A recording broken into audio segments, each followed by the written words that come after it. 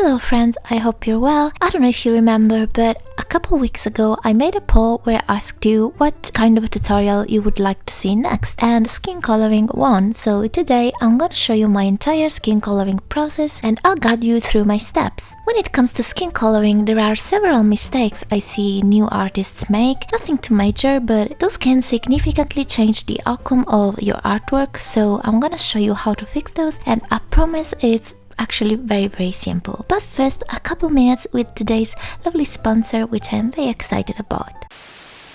This portion of today's video was kindly sponsored by Printful. Printful is a print-on-demand service that helps you bring your art to life. As an artist, I always search for the best printing services to create new products both for myself and for selling, especially now that I am in the process of creating a small shop. On Printful, you can find hundreds of products that you can customize with your own art. Really, they have a huge catalog going from apparel to accessories to home design products, you name it. The customization interface is intuitive and easy to use, and when you're done designing it, you can easily save it and then connect Printful to your shop, create the listing, customize the name and all the details, and you're done. They will take care of printing and shipping, so you can only focus on the creative part. Plus, the shipping is very fast, which is extremely important. You can obviously order samples for yourself and to see how the products turns out and what your customers will receive. I have a few more samples coming soon that I just ordered, but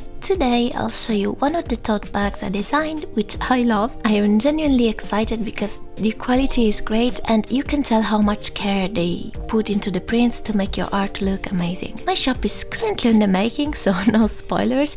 In the next few weeks you'll see more of the products I designed, but in the meantime, the link to Printful is in the description below if you want to try it for yourself. Thank you so much to Printful for supporting my art and this channel and sponsoring a portion of this video.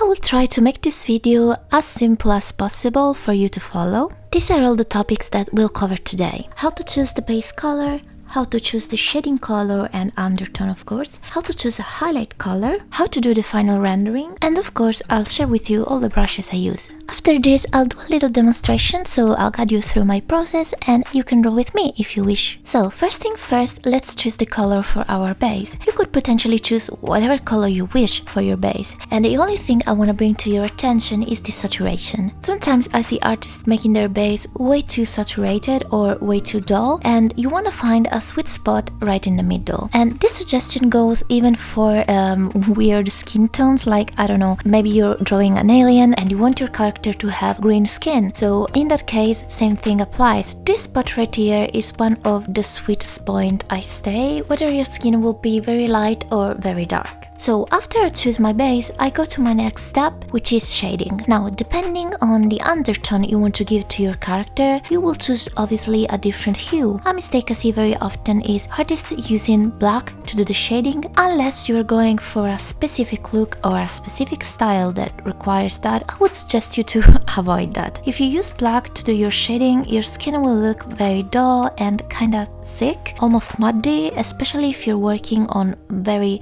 light skin tones. And as you can see from this artwork, even in a darker skin tone, if you shade with gray tones, it will look very ashy. I never use straight up black to do the shading, so the way I choose my color is, starting from the base, I will slide my cursor to the hue I desire. So in this case I will go for a pinkish undertone, and then I will move the dot to a darker point. So in this case I think here will be fine. I really like it. This is something that you will learn to fine-tune as you go, obviously, as your eyes get trained to understand colors and be intentional on the colors you are going for. So this little suggestion of just moving the cursor and setting it a little bit darker is enough for now, so you can have an idea of where you need to place yourself to choose the right color. But obviously you can always change it later on, so feel free to experiment at this stage. Don't choose a color that is too dark, otherwise you will get a very dramatic shadow, and at this stage we do not want that. We will think of ambient light and rendering later on. Next, we will choose our highlight color. This will depend as always on your base skin tone. The way I do it at this stage is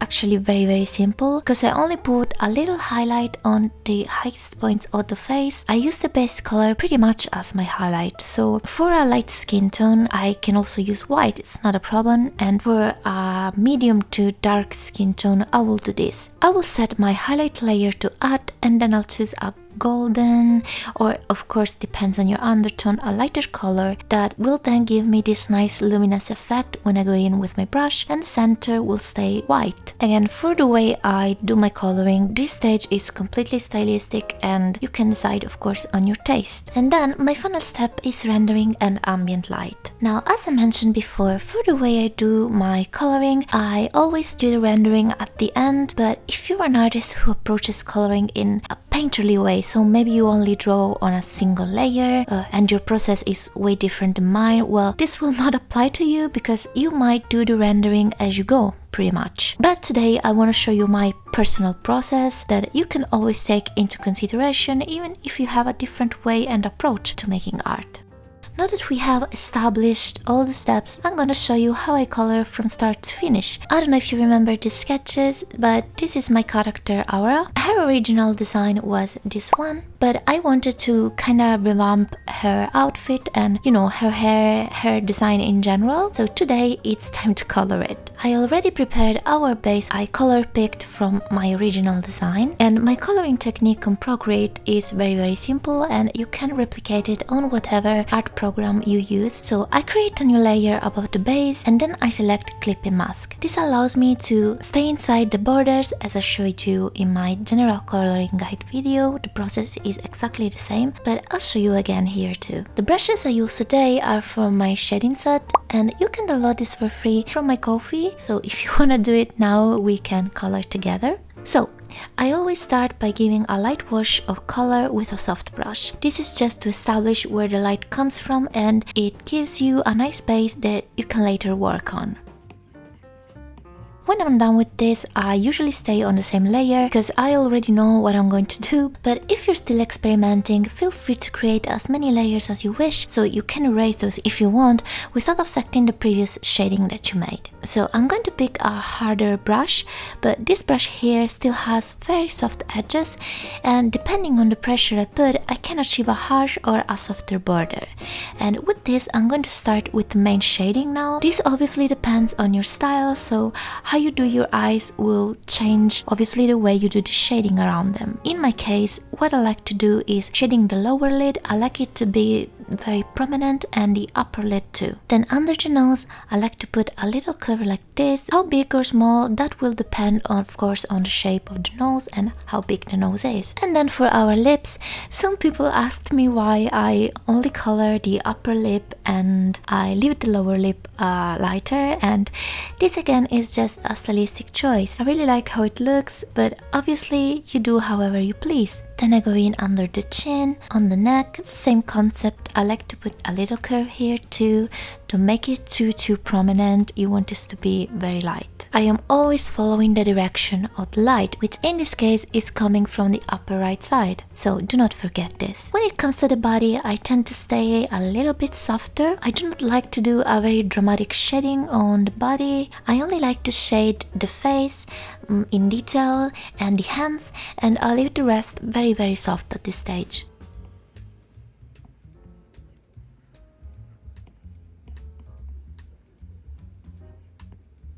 I switch between a couple of brushes. So the first softer round brush we used, and then I use this one, which is a rectangular shape, which allows me to give more texture, and I like to use it, for example, on the forehead, on the nose. It is important to variate the shading that you do and not to use a single brush. For example, I see many new artists shading with a soft brush only. That makes everything look very blobby and too soft. Your brush will give dimension and style to your piece, so remember to variate it.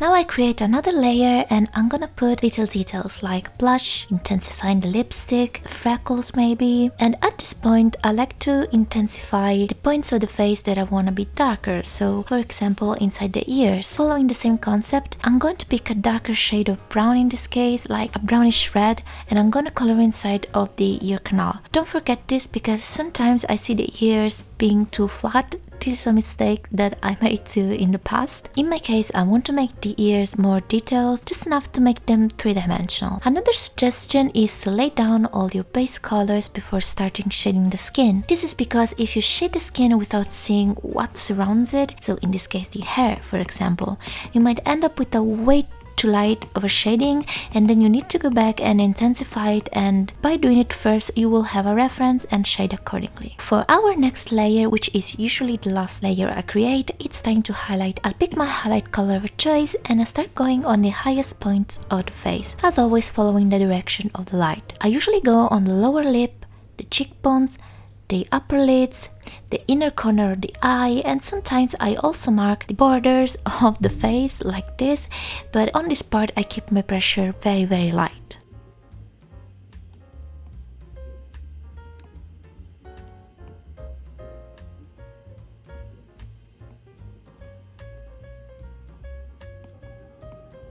Now, little bonus. If you want, you can also add makeup and more details. I usually do this on another layer. So I create a new layer. You can set this to add if you wish to have the luminous effect. I do this sometimes. Let's pick our eyeshadow color of choice. I'm gonna pick a light blue, and with a soft brush, I start going in like always. I like to put color in the inner corner and make it very sparkly and luminous. And to do this, I use my Final Touches brush, which you can find inside my sparkle set, and this one is free to download too on my Ko-fi. And I start putting in some sparkly dots.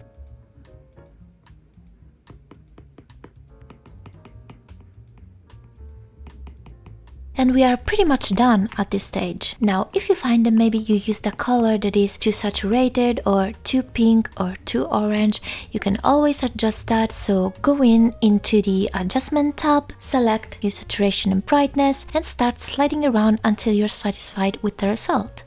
Now it is time for rendering, and I want to do this once I am completely done with my piece, because we need to work on a flattened layer. If you work on a different software like Clip Studio Paint, Photoshop, you can clip layers to a folder, so you just need all the layers of your piece into a folder, create a new layer above it and clip it, and that will do the same thing pretty much. But on Procreate, unfortunately, we cannot do that, so we need to flatten everything up. Now, since I wanna have the freedom of changing my artwork later on, I simply save it with a transparent background and then I re-import the file in. So I have my piece into a flat layer. So I create a new layer above my flat piece and I set it to multiply, and I pick a darker shading color. This color depends on the environment you want your character to be in. Let's assume I want my character to be on a dark street at night. So I'm going to choose a very dark, desaturated purple, and I will color drop it in this new layer we created. And then I'm going to pick up my eraser. This will be my brush from now on. We are kind of painting the light by erasing the shadow. And again, I'll go on the highest points of the face now. This is very dramatic for now, but we'll be softening this later on.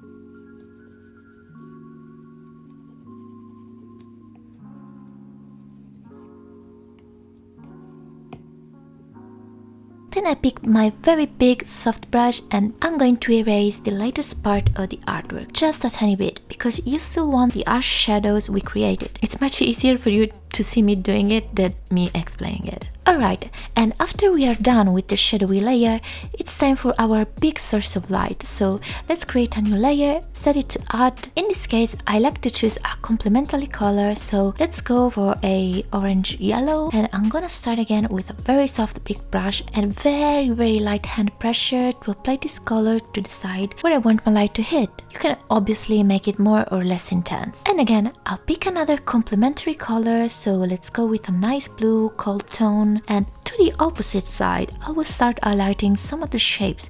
So for example, right here on the cheek, on the lower part of the nose maybe, on the shoulder and hair. It is obviously your choice where you put your highlights, and this completely depends on where your character is standing pretty much, and the idea you want to give to who is seeing your artwork. So you don't have to use the same colors I used here, you can choose whatever colors you want. This is just an example. Now this is something I do very often with my artwork. Final rendering of course it's not mandatory, as I said before, this is just an extra, but I still wanted to show you because obviously you might see some of my artworks and wonder how I did that.